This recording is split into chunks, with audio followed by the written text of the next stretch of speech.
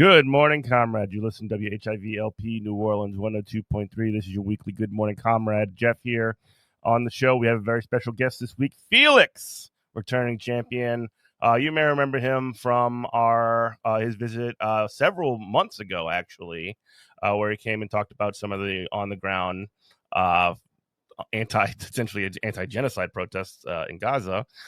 He's also been a very busy person in the sense that he also was attempting to organize a union at Lowe's and then got fired. And we're going to be talking about that today. Felix, tell the people hello.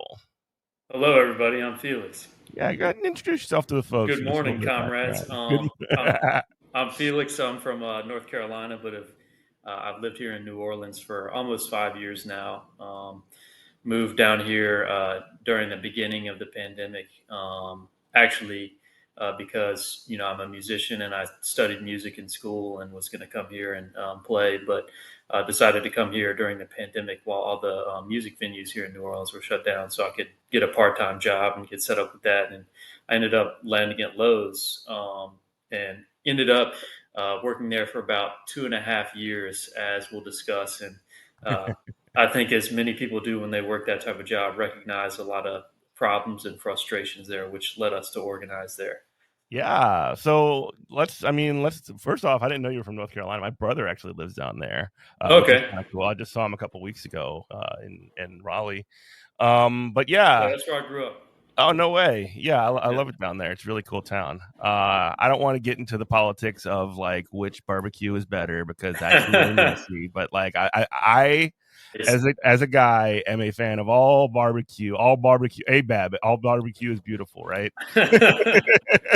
Yeah, don't say all barbecue matters. Yeah. but yeah. So the vinegar is interesting. I will say that. But yeah, so I guess just sort of lay it out. I mean, we've all been to Lowe's. You know, one of it's one of those places that's also incredible because it's got veteran reserved parking, which I always thought was very funny. I went to a Lowe's one time on, I think it was either Memorial Day or Veterans Day, and they had like one of the parking spots like they make a fucking shrine.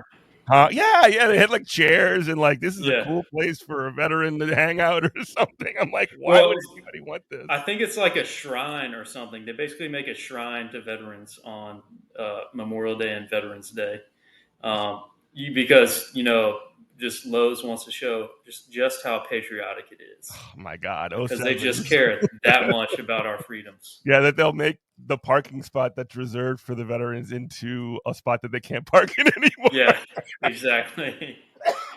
They put like a lawn chair and some like flag strings or whatever on there. That's what they do. Mm-hmm. But yeah, let's get into it. Working at Lowe's, what was it like, and what kind of like pushed forward to this this union drive that you attempted a few years ago?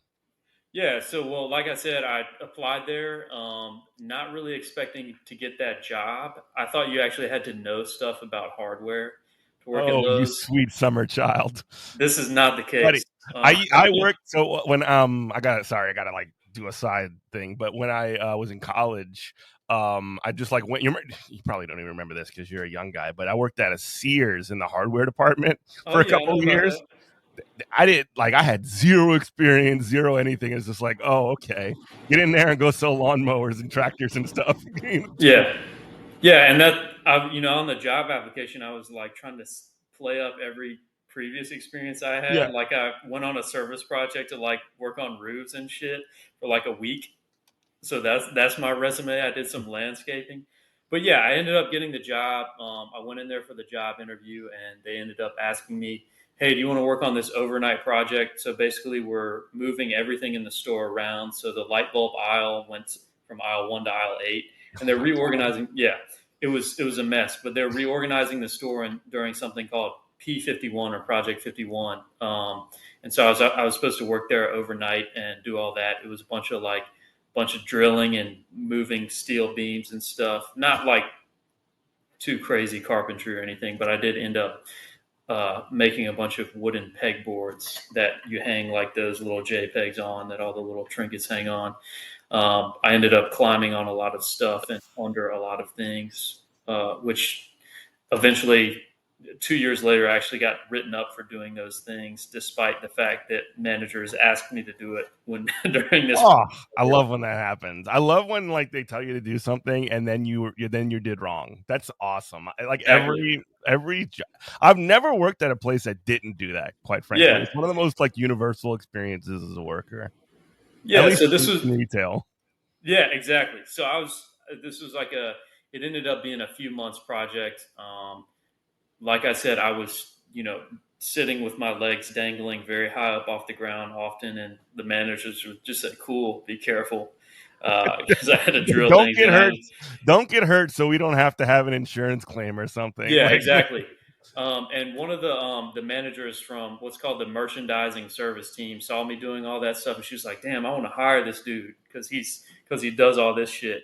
Because I'm not allowed to curse probably, but because he wants to do all that stuff, so we really need to hire him so he'll get dirty and help us build all of these displays. So um, I ended up applying for that job eventually. The project we were working on was supposed to be like 2 months long, but we were really behind because every Lowe's store in the country was doing it, and they send you all these diagrams of what you're supposed to do, and sometimes they don't really work out to each store the same way. yeah, because the footprint's always different, right? Yeah, yeah, and like sometimes you got like a fire alarm in the way or something, so you got to figure out how to maneuver around that. But this project was extremely frustrating to work on for a lot of reasons. Uh, you know, we got basically coerced to working 6 days a week sometimes and working like 10-hour shifts without taking a lunch break. And I mean, we could have, but I was trying to get hired on like full time to the Yeah, position I wanted, so I felt pressure to do it. Um, classic. that made me hate the job already. Understaffing was a huge thing. So we were supposed to work on. We weren't really supposed to have any customer service function. And originally, I was supposed to be working overnight, but they shifted me to like a 5 a.m. to 2 p.m. shift. So we would be working on all these, like, we'd be moving steel beams around. We'd be moving tons of merchandise around and making a huge mess. And then while you're like, I don't know, laying backwards on the ground like a mechanic trying to drill something in. Someone comes up to you, says, "Say, man, where the toilets at?" Say, man, or they'll like come up to you with this little like 800-year-old screw and ask you to find an exact replica of it while Mm. you're clearly in the middle of something. And I don't blame them for that. That just happens because they legitimately need help, but there's just not enough people in the store. I mean, and if you're a customer in a hardware store, you should be able to get some help. But we were just so understaffed that we ended up having to take up a function that we weren't supposed to do. I ended up having to cut a lot of wood for people, which I definitely wasn't supposed to be doing, or like even making keys for people. Um, so that got really frustrating really quickly because you have this pressure to finish the Oh, job, hold but on. then Yeah, hold on a second. You're saying that essentially you're there to do a construction job. Essentially, you're there yes, to build like these displays and like these aisles and all this other stuff, and they don't even have. I mean, I've had the experience myself of trying to go through a Lowe's or a Home Depot and trying to find somebody wearing the apron, nowhere to yeah, be found because they don't hire anybody. But like they would come up to you, who's like doing like heavy labor with yeah, machines, and I'm like not and be even, like, "Hey, I'm bro, not can you even. make me a key?" Yeah, exactly. I'm not even. I don't think I knew how to make a key yet at that point. But that was, as I found, that was a long running thread during my entire tenure at Lowe's. But I wasn't even wearing the like Lowe's clothes. They could just tell I worked there. But Yeah. it's like when This I guy's first doing went. stuff. He must he must be Yeah, able to make me a key or saw me some wood. And I exactly. imagine you probably needed like some kind of maybe not the key thing. I mean, I imagine there was some level of training for that, but like Yeah, especially like cutting wood, like using like saws and stuff like that, that would require some kind of certification or training or you would think that would be like very basic safety protocol, right? we didn't get a lot of training. We didn't hurt ourselves, but and we figured it out on the job. Let's just put it Classic. that way. But yeah, I think it was funny because when I first went to the Lowe's store I worked at, it was as a customer. I was Mhm. going to get a doorknob or something, and I wanted to like make sure they were universal or make sure it would actually fit my door. And I was looking around for someone, and I just went up to the first red vest person I saw, and I felt like, dang, they were kind of rude. But then actually having worked there, then I understood, oh, wait, they weren't being rude. That's literally not their job to tell me about that doorknob. That's Right. not their area of expertise. It's not their department. They're probably from plumbing or something. Yeah, they don't know. They don't know, yeah. So that kind of awoken me. But I think understaffing was a big thing. Pay eventually became a bigger issue. I wasn't as worried about it at the time because I just was happy to have a job, and I started at $12 an hour, which at the time I thought was fine. Now what that year is this? seems, What year is this? $12. This was probably my 2020? first day on the floor was like December 1st, 2020. Ay, $12 an hour, mama mia. Yeah. So I felt lucky to have a job at that point. So I Yeah. wasn't concerned about that yet. But that was kind of how I started there. And then I eventually got hired on as a member of the merchandising service team, which essentially does the same thing as what the project we were working on was. So basically, like all these vendors like Craftsman or DeWalt or I don't know, all the toilet companies. I can't even remember their names now because it's been so long. Kohler, American Standard, some of them. Exactly, American Standard. They all they fund this program called MST, which basically is people like me who would go around and build displays and shift all their inventory around. I remember our manager came and our district manager came and thanked us saying like, yeah, we're so thankful for you guys. Like every reset you do, they're called resets, is when you build all the displays. Every reset y'all do leads to a 3 to 5% bump in profits, which is solely because we just are they flexing on you? They're flexing, yeah. So like us moving the toilets around in a slightly different arrangement is supposed to make a customer say, "Oh, that's new. Like, let me buy that toilet." That kind of thing. I'd like to poop on that one. Yeah, that one. Exactly. So I got hired on as that and kept noticing the same problems. Understaffing was annoying. We're wearing these navy blue shirts instead of the red vests, but we still end up having to take on a lot of customer service function. Sometimes I would have to get on the forklifts and go in the back of the warehouse and like find a washing machine that someone had ordered because the people from appliances weren't scheduled in a way that, they could take a break and still have someone back there. So that got really frustrating. Other people had a lot of problems too. There are people who had issues with their health care, people who had issues because they wanted to take a water break and they worked outside and they were getting, they're getting problems from management because they took too long a water break in the New Orleans. In South Louisiana. Yeah. So like I said, I'm from North Carolina and it can get hot there, but it's different down here. It's humid. It just hits way different. When I come home, so I live in Virginia now, obviously. Yeah. So like when I come home and like as soon as I step like out of the airport onto the like little pickup area, it just hits you like a punch in the mouth. Like it's just like so hot, so humid, especially in that May through October, November period, like half the year. It's like it reminds me of this. I won't get into it. It reminds me of this one Vin Diesel movie where they're on this planet where it gets really, but yeah. So there are things like that. There was a lady who was told, a cashier, she was probably close to 70 or maybe older than 70, who, they wouldn't let her sit down when she was working as a cashier, or they would give her the business for wanting to sit on a stool some of the time. So things like that added up and people just had various problems like that. So it probably wasn't until like, I think it was April of 2022. Yeah. So I'd worked there about a year and a half by that point where I seriously thought about kind of organizing. Cause there are no unionized Lowe's and it's a complicated process to go through. So it took a lot of kind of, I think it had been something that had always been in the back of my mind, but it definitely took something else for that to click. And I met a lot of people here in New Orleans. Like, there are a lot of activist minded folks. And I met a group of people who were flying outside of McDonald's to try to I don't know. I don't think there was a clear goal at that point, but basically to try to agitate the McDonald's workers. But that was Was it kind of like my. around the Fight for 15 era? I guess it was a little bit It after. was kind of like that. It was a Mhm. group called the Louisiana Workers Councils at the time. Mhm. One of whom I think was a lady who actually ran for president at one point. But for Workers' World Party, Okay. very knowledgeable person. But that was my first time doing that, and I think having the experience of going up to workers and talking to them about like, hey, what's your issues with your workplace? How much money are you making? Made me realize like, all right, it might be hard to do this at my workplace because they're non-unionized, but I at least feel like I can do this now, and it might be worth a shot.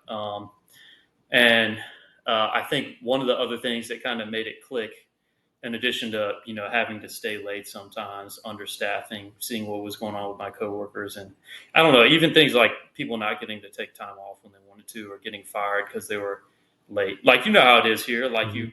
the bridge goes up, and if you live in the Ninth Ward, you're screwed. Yeah.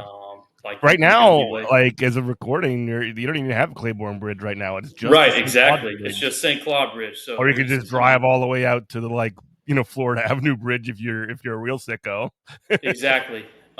So uh, that's a things like that were a big issue. But one thing that really happened, I don't know if you remember that Michael Jordan documentary that came out where I think there is something that gets memed a lot where he says, and I took that personally. Yeah, yeah, yeah. Um, I think one of my moments like that was, so I was probably making 1267 at some point, and a lot of the people who were getting hired newly, who I was actually training, were starting at 15.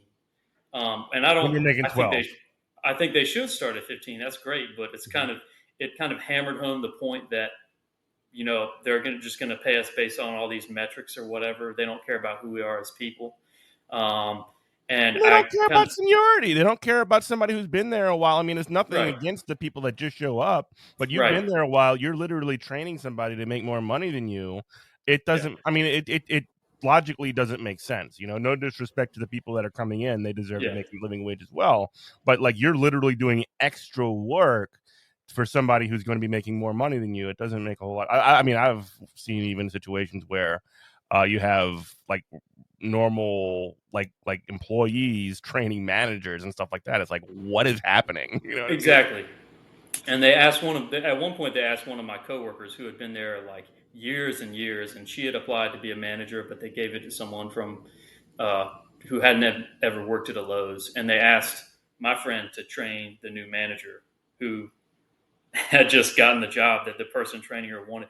But Mhm. so I ended up kind of jokingly asking my supervisor, and my supervisor was a super cool dude, asking Mhm. him for a raise. And he didn't have the power to give me a raise, but he Sure. can put in the computer and kind of request that I get one. So he did that. He was like, yeah, man, I want you to get it. I know, like, I want you to at least get 14 because I don't know how much they'll bump you up to, but I want you to get at least 14. So he put in for that. And I ended up, the computer or whoever approves it ended up giving me like 21 cents. Slapped in So the face. Not even pennies. yeah, so that was my I took that personally moment. So Yeah. I think eventually in April, I had all these things in the back of my mind. There had been workers organizing in Bessemer, Alabama at Amazon. I think Yeah. the folks at Amazon in Staten Island, I guess it was, Yeah. were The Staten Island and yeah, Amazon and then Amazon Labor Union, rather, ALU. right, and there had even been a Starbucks that organized on Maple Street, Yep. uptown in New Orleans. Yeah. Shout Um, out to Billy. yeah, shout out to Billy.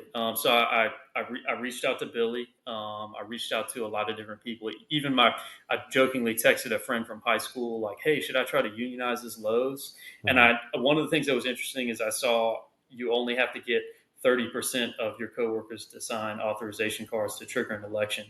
And my thought process at that point was, I bet we can definitely do that, even if we don't win an election. That would maybe be something that could, force some concessions or at Mhm. least scare Get the their crap out of attention for management, sure. get their attention. Yeah, And plus, you um, get a list of, and when you file, you get a list of everybody who works there, so you have that information going forward right. as well. So I texted my friend from high school, and he said, "Yeah, actually, I think that's a good idea," because he worked at a startup and he had been talking to the IWW. So he recommended I reach out to the IWW, and I ended up taking their 12-hour training course or whatever on Zoom with people from Seattle. And that was actually an eye-opening experience too, because I think that was one of the first times I realized how many like LGBTQ folks, are such strong organizers, because that was the first time like I've ever been in a meeting and everybody said their pronouns beforehand. And I noticed a lot of people were like transgender and non-binary. That was one thing that made me feel really good about it, was to see how many, people who are sometimes the most vulnerable are fighting the hardest. Because they got to, right? They got to, but that was really reassuring to see how many other people were involved in the same thing. So we ended up talking to the IWW, and they kind of started us working on mapping our workplace. And then the folks from the Louisiana Workers Councils that I had talked to were also giving me some advice. They were pretty relatively seasoned activists. They told me to reach out to the Teamsters and try to affiliate with them, which we did. And they're the local 270 here in New Orleans is only a mile from our store. So Shout I out felt to like that would be. They have that good. really awesome location too, right there on. Yeah, exactly. Right there on Elysian Fields Avenue, right? Right down the street. So I set up a meeting with them, and they act really impressed. They're always going to blow smoke up your ass because they're excited to see young people organize or whatever. We ended up over the course of a few months trying to get more and more coworkers into their office, and they're always enthusiastic. They're always really helpful, but logistically, it was just extremely challenging to get my coworkers in there due to people's varying schedules and stuff. It's hard to make folks who just worked 8 hours go to a meeting about something that like I've kind of known about unions for a long time and known that they're a good thing, but not everybody necessarily knows about what that is. So it can be hard to get people in there. And it felt like our workplace. There's a lot of education that does not happen in this country about unions. Yeah. I mean, I used to be a school teacher. I was a school teacher for 8 years, and really, I mean, when you look at the idea of labor, something that's sort of such a key component in U.S. history, it's basically sort of like shuffled into like a side note, if anything, right. or it's almost cast as a villain in a certain sense as well. To be like, oh, this is, look at these uppity workers that are standing in the way of these, brilliant genius titans of industry or whatever. Right. Right. I think we learned about like the Haymarket stuff, and we learned about like Pinkertons and stuff during that kind of era. Yeah, you find out who Samuel Gompers is at the most base level, and you hear that the AFL existed. Right, exactly.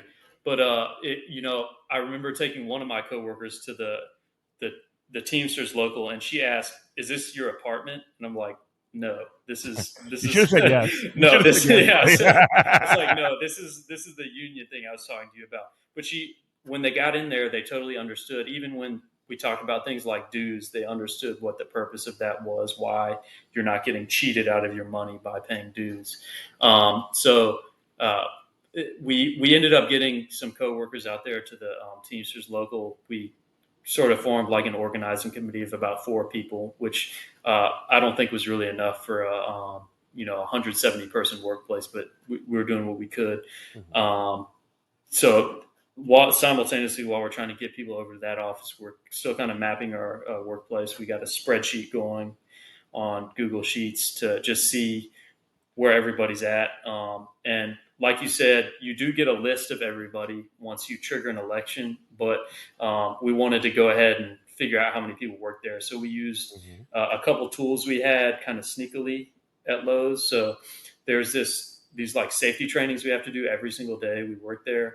And it shows a leaderboard of every employee in the store. So we just looked at the leaderboard and found everybody's name. And then there's also an associate lookup tool where you can see the family tree of who works in what department. So that's how we figured out how many people work there. But yeah, going over the Teamsters was cool. They were really nice, really helpful. But logistically, it was just extremely challenging to get everybody over there. And they don't really like text or anything. So I had to call them through like a receptionist or each time or a secretary. And they would usually miss the call because they're busy, and they would call me back, and I would be at work, and so it was a lot of stuff like that. And then I realized they would want us to get 80% of our coworkers to sign cards, which I don't think we thought was doable, particularly if we have to get them to like meet on one single day and do it like they probably wanted us to. I think they would have wanted everybody to come to their office or meet at a park or something nearby. Um, so that kind of fizzled out. There was a meeting where there was supposed to be a lot of people there, and no one showed up. And like the Teamsters had brought us food and everything, but they were like, "Don't worry about it. This stuff happens all the time. It's really difficult." But that was kind of a turning point for us, where I think we felt like maybe we need to change our approach, and we decided kind of to maybe take an independent approach and see how that would work. But eventually, I think around September, maybe, this guy named Vince Quiles at Home Depot in Philadelphia ended up filing for a union. And so that was, kind of our first proof that this could be done. And I got really lucky to be able to talk to him, and he's a really sweet guy. And I kind of asked him how did you do this? Because he had an even bigger workplace than we did. I think he had at least like 140 people, maybe closer to 300. But he was basically like, man, honestly, a lot of it, like we did on the clock. Even like, yeah, like exactly. Because I asked him point blank. So like, I know we're not legally protected. If I walked up to you with a union authorization card while we're on the clock, we're not legally protected from doing that, correct? Otherwise, so essentially what that could be interpreted as by the manager is you essentially shirking your duties. Right. Obviously, organizing a union is protected concerted activity. However, that has to happen sort of off the clock in break areas or common areas or off site. So that's basically like the situation, what it is. I mean, you can't be I have no moral objection to doing that, obviously, but I don't want to get in trouble. Really quickly, we're at the bottom of the hour. You listen to WHIVLP New Orleans 102.3. This is Good Morning Comrade. Felix Allen is joining us on the show. We're talking about his, ongoing saga of attempting to organize a union at the Lowe's it's on Elysian Fields Avenue in New Orleans. Yeah, and so like you're saying, that's not legally protected concerted activity. I don't mind saying now, right? Or it's like you can get fired for handing out union authorization cards on the clock, and you can't really do anything. It's also not always a good idea for management to know that you are the like leaders of a union effort, because while it is illegal for them to retaliate against you for or treat you any differently for organizing a union on the job, they will often, and it's legally, and it's if they were officially firing you for doing a union or investigating you or treating you any differently at all for doing protected concerted activity, that would be illegal. However, they can get away with it in a lot of ways. They'll essentially examine what you're doing a lot more closely and start firing people for just the most ticky-tack stuff. Yeah. So the advice I got from Vince was, and he wouldn't mind me saying this, is use your work time wisely. Yes. There's time where you're working with your coworkers, and you can use that time to talk about union stuff. And then I asked him point blank, and again, he won't mind me saying this, neither of us are going back to work at these places because we literally can't. I asked him, so, I know we're supposed to get all these cards signed off the clock. Did you do that? Did you totally, absolutely? And he was like, yeah, wink, wink. But so I thought about that, and I was like, man, let's get this done. However, we need to get this done. And again, I don't mind telling you, we did a good amount of it on the clock. We're still working hard. We got all our work done faster than any human being should be asked to. But we literally just made our own union authorization cards. I went to the Office Depot on St. Charles and made some. And before I talked to before we printed them out, I talked to an NLRB informational officer and said, hey, this is what our we're about to start an independent union drive. This is what our cards are going to say. Is that okay? They said, yes, that's cool. Nice. And we printed them out on cardstock. And like the week or so before we intended to start our union drive, we went and we kind of got a list of everybody and asked them pretty much point blank, hey, so if I came around with a union card next week, would you sign it, basically? So we got kind of an idea of who would sign it and who was more on the fence. And we felt like we had enough yeses to get going with it, basically. Nice. And so essentially you started getting cards signed. Yeah. So I think this was towards the end of September.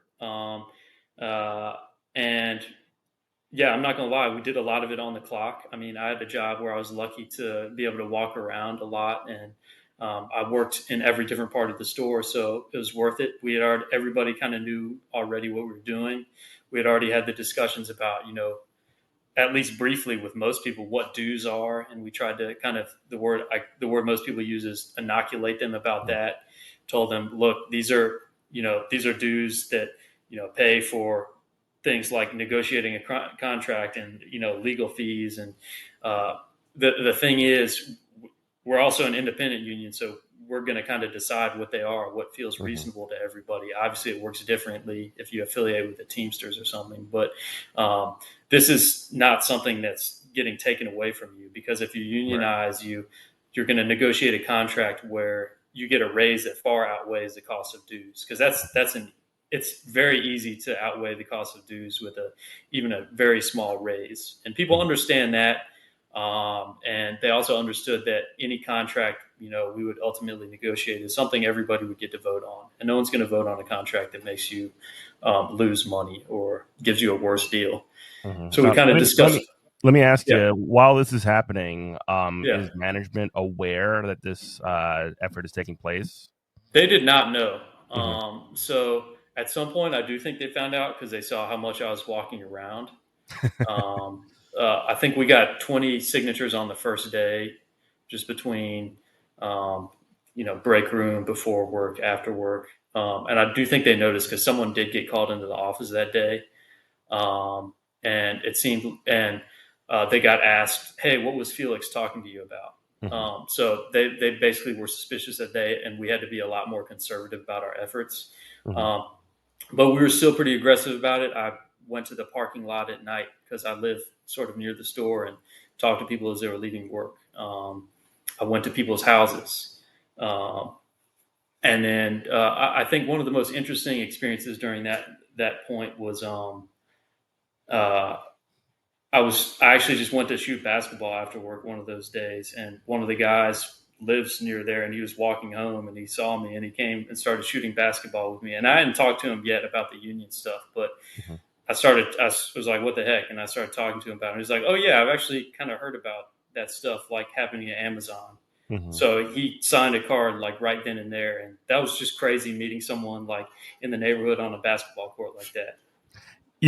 I think it's a really interesting point that you bring up. Like when we see union efforts taking place across the country, that is a really good way to sort of kick off these conversations. It really is something that builds momentum. So having high profile union efforts take place, especially successful high profile union efforts take place, it can really have a momentum building component to it. And I also did want to talk about something as well. You mentioned earlier about the inoculation piece, about sort of talking about what management is going to do, or what management is going to how they will respond, or when they do become aware of it.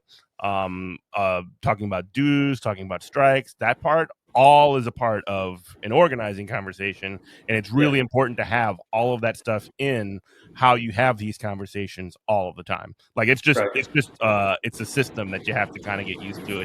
It really is an art. Right.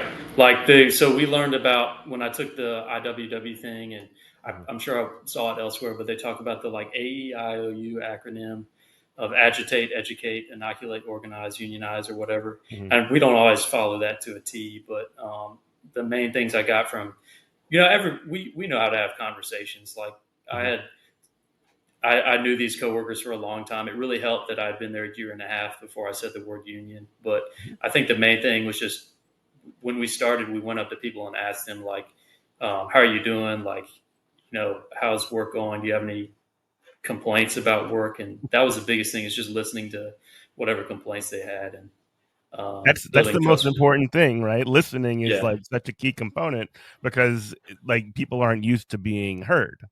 right, right, exactly. People, or they're used to being ignored by Yes, management when they go absolutely. in on their own. Um, and that was cool. And we kept a list on a spreadsheet of everybody's complaints. So Um, that was about four of us kind of doing that. And then in terms of literally getting the card signed, that was mainly me, just because I could afford to risk the most. So we had all of us would have conversations about the union drive that was going on, but they would just send people to me. So if anybody got fired, that was a Mhm, there's limits to that strategy, and I mhm, that's not necessarily how I would want to do it. But I mhm. think in this instance, it was best to just put all the risk on me getting fired, because Yeah. I could handle it.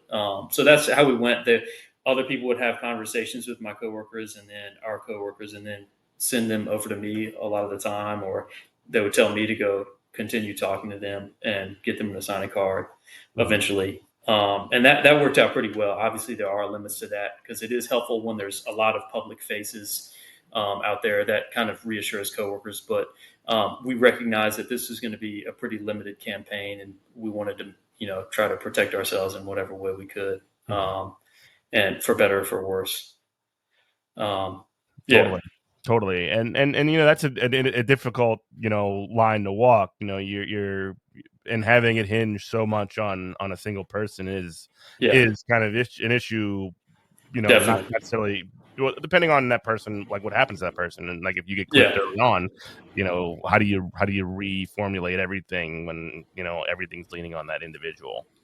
right. And I think we recognize, we were going to be lucky to even get to an election. So we Mhm, were just willing to try out whatever worked, because this is, I mean, it's not necessarily like uncharted territory, but there are really no unionized stores like this. There are maybe some Costco's that are unionized. I think mhm, a Whole Foods, Trader Joe's, but no Lowe's, no Walmart, no Home mhm. Depot, as far as I'm aware. So Yeah. I think we were just willing to do whatever it took to get it done. So we ended up getting, I think, 68 out of, it ended up being about 170 people to sign cards. So it was like Mhm, 40% of our workplace. Obviously, again, if you're affiliating with an established union, they're going to want you to get close to 80%, or even mhm.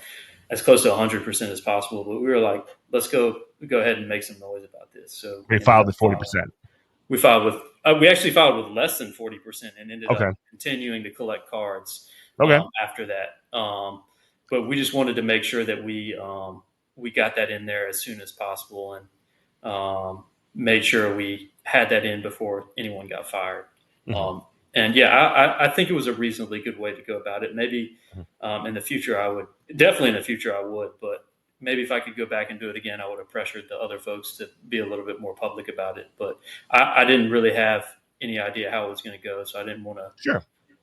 risk other people's jobs or get them into something they weren't ready for. Mhm.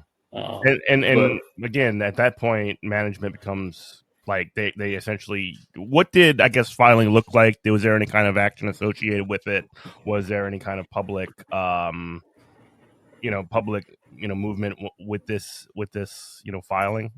yeah, so we didn't do any like action. I know a lot of Starbucks workers will do like a march on the boss when they file, but we ended up, we decided we had enough, and we're ready to at least make sure we filed, since we had over 30%.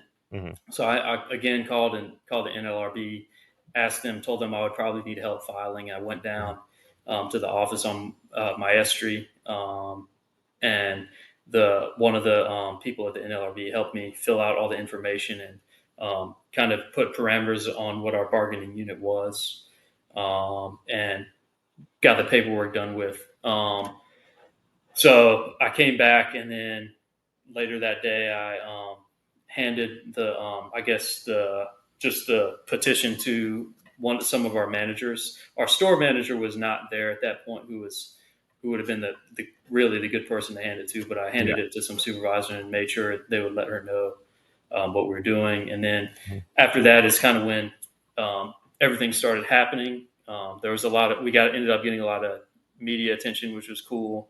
But what was most interesting was when I came back to work that Monday, how the workplace had changed significantly. Really? After filing, Right. what were the Right. changes? So there are, as you might not be surprised to know, there were a lot more managers in the store. I think there were Oh, about 3 times as many managers there. There was so there you were got their managers. attention. Yeah, there are about a lot of managers who used to work at our store who were now managers at other stores. They were now at our store walking around helping people. They were walking around asking people, say, like, how do you think that everything's going at the store? Like, what's going on? And we got the idea that they were probably trying to identify who would have signed a union card by seeing who was fed up or whatever. People I was pleasantly surprised to see people had a very cynical and humorous attitude about the managers doing that. They recognized that that was clearly some BS. And And that I'm what sure we that there did, were conversations that are happening amongst workers, or at least amongst the organizers towards yeah, workers, to sort of like contextualize, like, why are there so many new managers around here, right? exactly. So they recognized that what we did was something significant. Mm-hmm. Um, that was the big thing. I felt like at that time there was usually a manager within like 50 yards of me. They tried to isolate me by making me work on the lighting aisle They're doing man-to-man coverage on you. yeah, install. They had me installing like these lighting displays, but uh, that was when it was fun and a little bit less stressful. Because definitely during the union drive itself, where we had to keep it a secret, I was not getting any sleep. Like I would wake up at like 3 a.m. with my heart racing, just worried about if someone What was could going to get happen? fired, if we were going to get caught. But so it felt nice to be out in the open.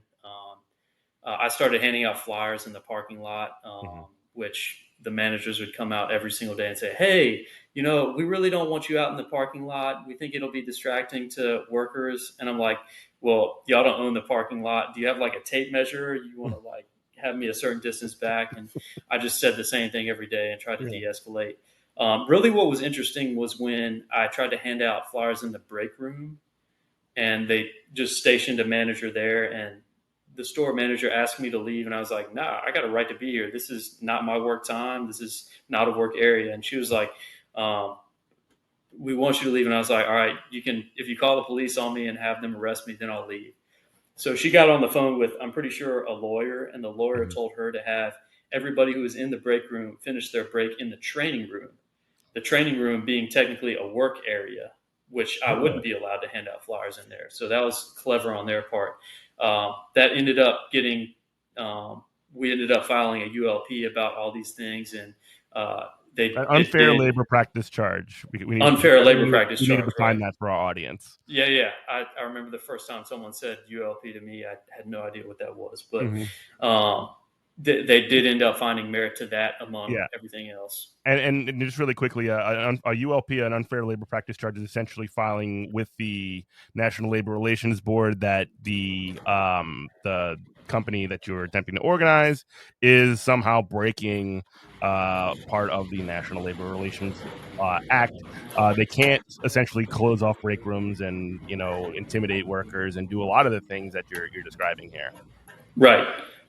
So, I mean, I was at this point honestly having a lot of fun with it because it feels a little bit like you're untouchable because Mhm, I'd never been disciplined at this job. I mhm. have reviews of my previous manager saying he's every time we get new employees, Felix is the guy I send them to train with, that kind of thing. Felix has never been late, blah blah blah. So it felt good to have that kind of sway. But the road bump we hit was that the NLRB called like a week later and said, "Felix, there's a problem with the cards. There's no union named on them," and that was extremely stressful because we hadn't chosen a name yet when we made the cards because we wanted to go around and ask everybody, "What do you think the name of the union should be?" and try to make it as inclusive as possible. That was obviously, in hindsight, incredibly naive, and I just should have slapped a name on those cards, whether it sounded good or bad. So you had to start over? Yeah, so we realized we'd have to start over. And even though, I mean, I literally read exactly what was going to be on the cards and asked them explicitly, is this going to be okay? I asked the informational officer, and she said very explicitly it was going to be fine. So that was what was frustrating to me. But we should have known to just put a name on there. So we knew we'd have to, we would either have the option to, and the NLRB took it up to like national leadership to decide what what it should be. I mean, I think it was a BS decision. I think they clearly everybody knew what was going on at our store. There was no question of like whether we were affiliating with someone else or anything like that. But they said you should probably withdraw, or and you can recollect them, or you might have to.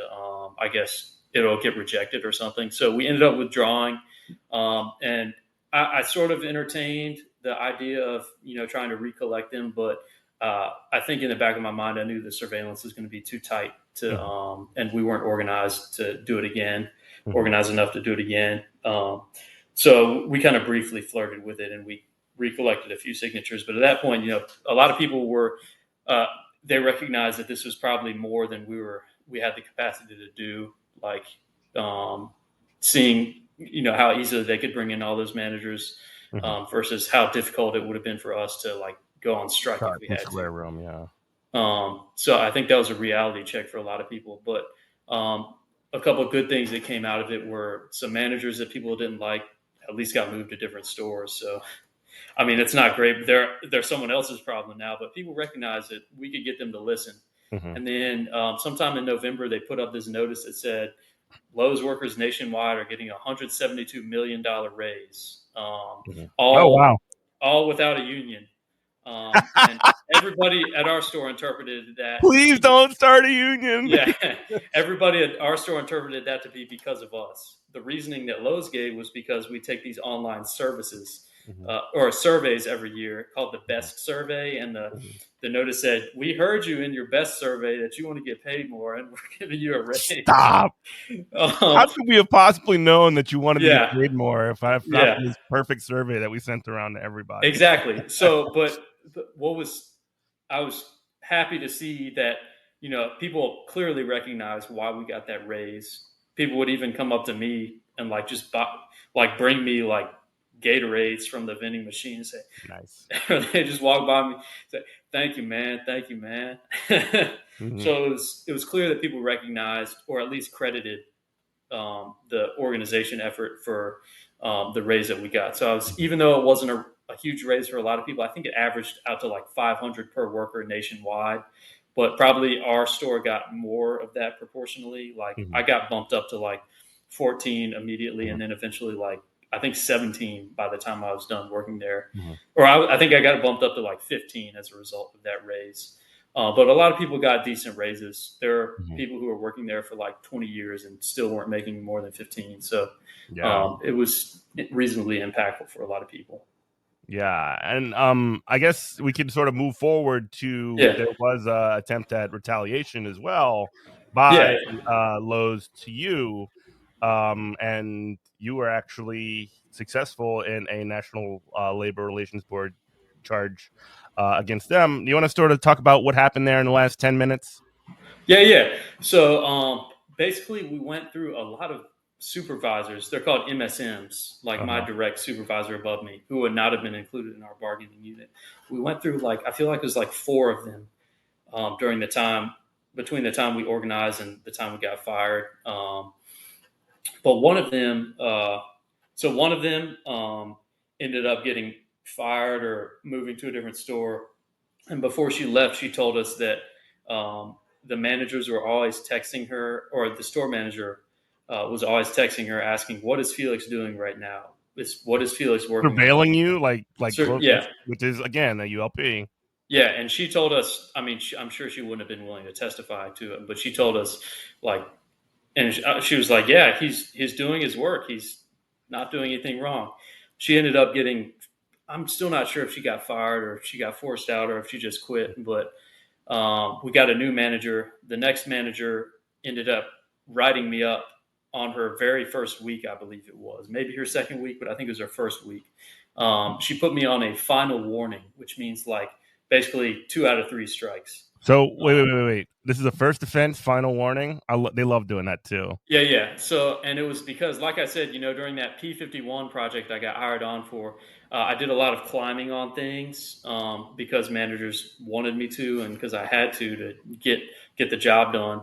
I was doing that in order to drill something into one of the upright poles, and she ended up calling me into the office with HR and saying I couldn't do that, and they were giving me a final warning for a safety violation for standing like 4 feet off the ground, which, I get people can die from that. But my previous like 5 managers were perfectly fine with me doing that and even told me to do that at points. So it was clearly an inconsistent enforcement thing. So that was the second unfair labor practice charge we filed. And you would think, sorry to just jump in, but like, No. You would think that there would be, instead of disciplinary action, there would be some kind of training response as opposed to that. So if you didn't know, or if other managers were fine with it, that's one thing. If they want you to do something differently, having it be a disciplinary measure as opposed to something that is essentially like, oh, let's train him on how to fix this, which, I mean, quite frankly, it sucks, but like, that's at least a appropriate and an understandable response, right? Yeah. Exactly. And, I know they would have wanted me to get this certain type of forklift that it's got a platform that you stand on and raise. What they would have wanted me to do is get that forklift, block off all the aisles, and use that to get into the position where I could drill into the pole, which, works eventually, but it takes far longer. And you can't have me do that and also expect me to get it done in the same amount of time. So there's that thing too. But yeah, that was the second unfair labor practice charge we filed. The first one dealt with all the surveillance and intimidation that went on during the union drive. And then the third one came around June 2023. Is when we were in the back sorting some stuff in there's just like a kind of parking lot area where they store a bunch of steel beams outside behind the store.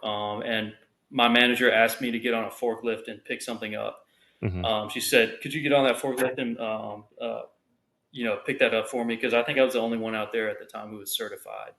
So I got on it, and then I drove it a little ways, and I realized there's this little tag on the back of the steering wheel that said out of service for maintenance. So the forklift was driving fine, but I told her, like, look, this is out of service for maintenance. I'm not really allowed to be on it. I'm going to get off it now. So I, turned the key and turned it off. I thought it wouldn't be a big deal, but a week later, I got called into the office, and they told me I was being investigated, and they were going to take my forklift license away because I had gotten on that forklift. And even though you ended up doing what you were supposed to do, you got off. Yeah. And I don't think it was the manager who told me to get on the forklift. I don't think it was her who ratted on me. I think it was this other new manager who they brought in, who I'm almost certain it was her who ratted on me for doing that. But yeah. And I think the issue with that was, if the forklift was really out of service, there should not have been a key in the machine that made it so easy to drive. There's something called lockout tagout, which that forklift should have literally been locked out, and it should have been inoperable. Like a lot of the times when they have forklifts that are out of service, they'll literally shrink wrap the cage so you cannot physically get inside. And that was not the case. So there's just a little tag that I couldn't even see when I was getting on the machine. So I ended up getting called in the next week, being told I was being investigated, and then ended up getting fired the next day. And filed even though it's, again, like to point out, as soon as you saw, oh, this is tagged for out of service, I'm not going to use it, and you didn't do anything further, which is exactly wow. So my mom, I talked to my mom about it. She thinks I got set up, but I think it was more likely that they're just being opportunistic about doing whatever they could to get rid of me. But we ended up filing unfair labor practice charges for all 3 of those, and the NLRB found merit to all 3 of them. It did take like 2 years. I mean, I had to go in and give the affidavits, and it was literally about 2 years after I got fired that they all got resolved. But I ended up getting, I think, like $14,000 in front pay and back pay. Hell yeah! Taxes. Drinks on you. Yeah, a lot of that gets withheld. So I ended up with like 9,600 and ended up just spreading it around with some other folks who got fired. Yeah, But that's cool. uh, I was glad at least something happened. I was very surprised that since this rolled over into the Trump presidency, even that it got resolved.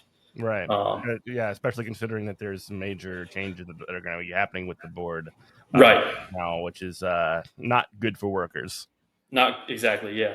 And a lot of people would. I remember during the election season, a lot of people debate whether I see a lot of people arguing about whether they should vote for Biden or Harris versus Trump, or whether they wanted to, I guess, abstain because of Palestine. Which I understand either point of view. But I remember a lot of people saying we got to vote for Biden or Harris because of the NLRB. And my response to that is, I get you, but also it's extremely hard to organize already, even under Biden. So yeah, it's going to get worse under Trump, but it's quite difficult already, even under what Yeah. quote unquote good NLRB. Yeah. So I always thought it was funny. Like it was already taking a year and a half to get resolved, even under Biden's NLRB, just due to how understaffed it is and stuff, and under resourced the NLRB is. Yeah. Which is not necessarily his fault, but well, I mean, he definitely Biden was not an awesome president, if you ask me. But yeah, it's that whole thing that's a whole nother episode. You know what I mean? Exactly. Yeah. Right. But anyway, we are kind of sort of wind it down. But sort of anything you want to say in the last sort of 2 minutes?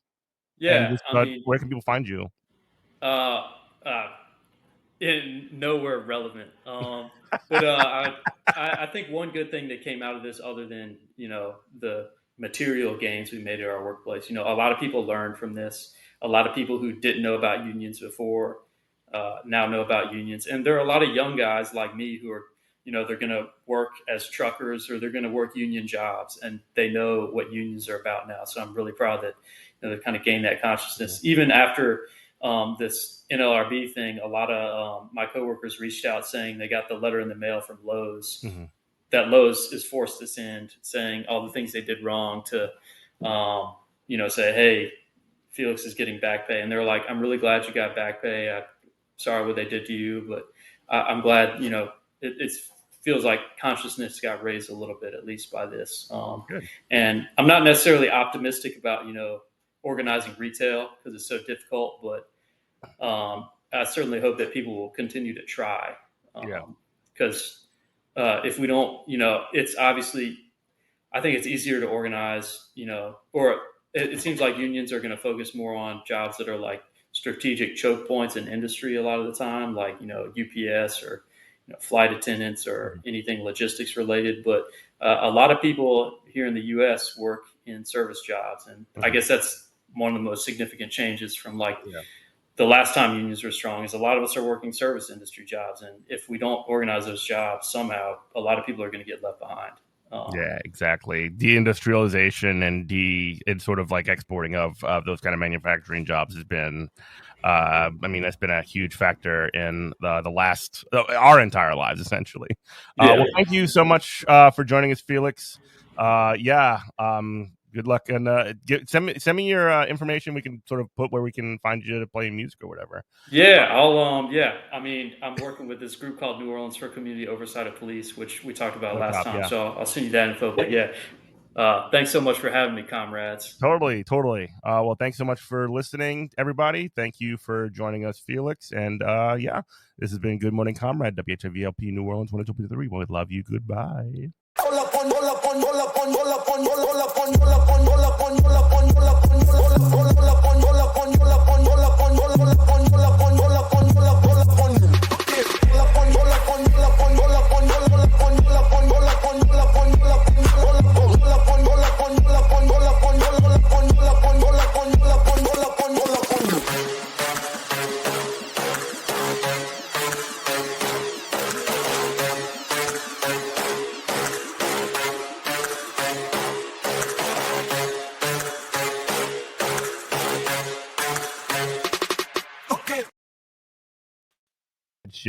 Good shit.